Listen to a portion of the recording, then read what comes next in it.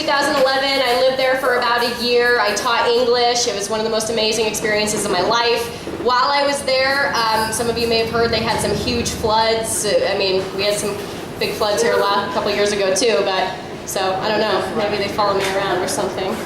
But anyway, so I lived in a small village, and as soon as I left, I had moved to Bangkok, and 2 weeks later, the school that I taught at was flooded up to about here. And this happens every now and then. So this was a poem that kind of just came off the top of my head when I was experiencing all this stuff. So.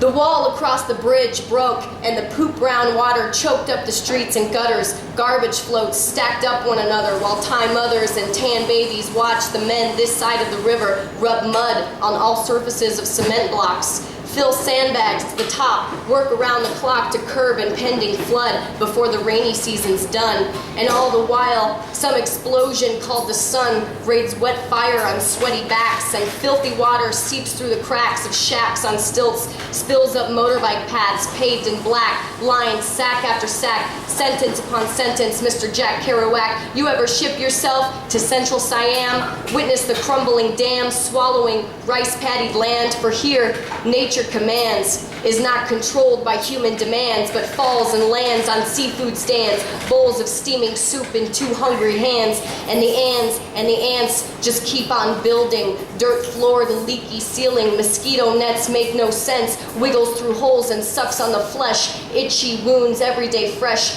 fish markets stink, the alley's a mess with guts and heads, whatever else you can guess, and buckets of snakes cost more or less than scores of turtles heaped in ice chests.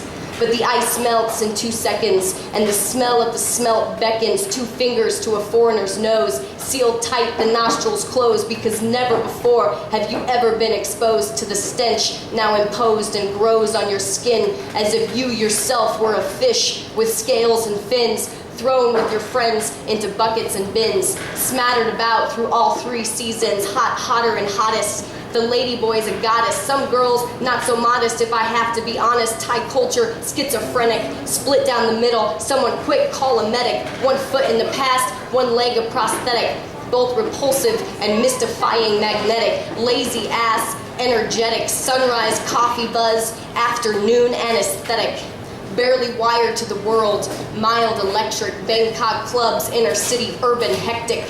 But a car ride away, you're isolated, disconnected. Commercialism rendered ineffective. River life, the main artery of village directive.